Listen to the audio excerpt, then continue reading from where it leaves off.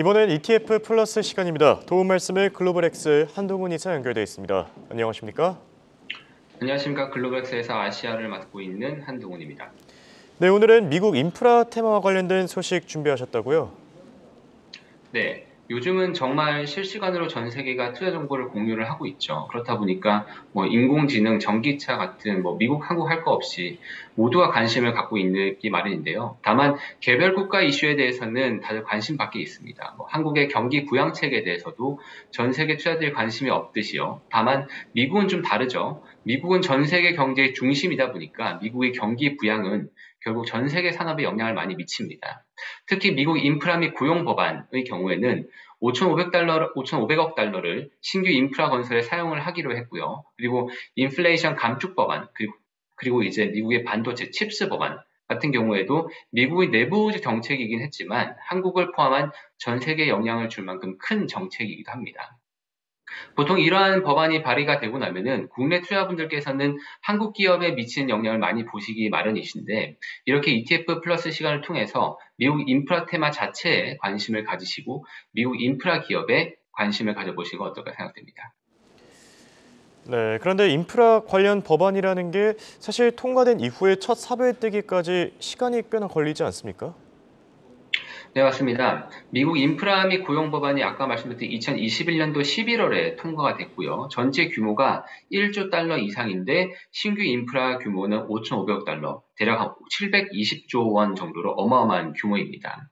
하지만 이제 짧게는 5년, 길게는 10년 이상의 장기 프로젝트이다 보니까 보통 처음 발의가 되고 나서 통과될 때 반짝 시장에 관심을 받고 사라지기 마련입니다.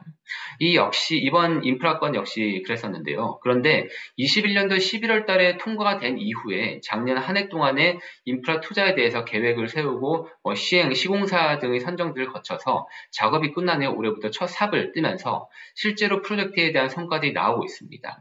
특히 미국 인프라 관련 기업들, 건설, 도시개발, 엔지니어링, 재료, 소재, 광물업체 등의 실적들이 좋을 것으로 예상을 하고 있습니다. 또한 IRA 인플레이션 감축 법안이라든지 칩스 법안 같은 경우에는 미국의 자국 기업들을 보호하기 위한 조치가 상당히 크죠. 이미 클린테크, 전기차, 반도체 기업들의 경우에는 시장 자체가 커지면서 수혜를 받고 있습니다만 미국 정부의 정책이 이렇게 서포팅을 해주고 있기 때문에 더욱 든든할 것으로 예상을 하고 있습니다. 또한 최근에 몇 년간 코로나, 러시아, 우크라이나 전쟁 등으로 인해서 공급망 붕괴를 경험을 하면서 미국의 많은 기업들이 중국 등에 있었던 생산 공장을 미국으로 다시 회귀하는 리쇼어링, 그리고 미국의 공장을 지으려고 하는 온쇼어링에 대한 언론의 언급이 지속되고 있습니다. 실제로도 GM 같은 경우는 미시간에 40억 달러를 들여서 전기차 생산 라인 확장을 하기로 했었고요. 마이크론 같은 경우도 향후에 20년간 1,000억 달러 이상을 들이겠다고 했고요. 그 이외에도 보잉, 애플 등을 포함하여 이번 IRA, 칩스 정책 등으로 일본에 있는 도요타라든지 한국에 있는 다양한 기업들이 생산 공장을 미국으로 이렇게 끌어들이고 있죠. 실제 언론에서도 온쇼링, 리쇼링에 대한 언급 횟수가 과거 2018년 대비해서 10배 가까이 늘은 것을 확인할 수 있습니다. 네, 서서히 윤곽이 드러나는 만큼 투자자들 입장에서도 관심을 좀 더 가져야 될 것 같은데요. ETF 관련해서 짚어주시죠.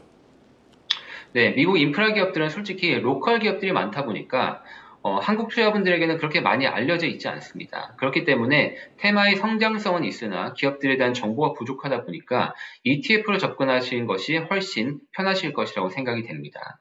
미국 인프라에 대한 투자 ETF로는 대표적으로 두 개가 있는데요. 첫 번째는 이제 페이브와 두 번째는 아이프라라고 있습니다. 이 페이브는 이제 포장도로 할 때 페이브라고 쓰고요. 아이프라는 이제 인프라스트럭처 할 때 쓰는 거죠.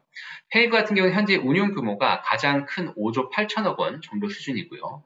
아이프라 같은 경우는 2조 4천억 원 정도 수준입니다. 두 ETF 모두 미국 인프라 기업에 투자를 하는 것은 동일한데 종목 수는 페이브가 한 100개 정도 되고요. 아이프라는 156개 정도의 수준입니다. 그리고 종목 투자 방식은 페이브는 시가총액 방식이고 아이프라는 동일 비중 투자 방식으로 쓰이고 있습니다. 성과는 페이브가 연초율 14%, 아이프라는 7% 수준으로 페이브가 조금 더 우수합니다. 이상 글로벌엑스 한동훈이었습니다.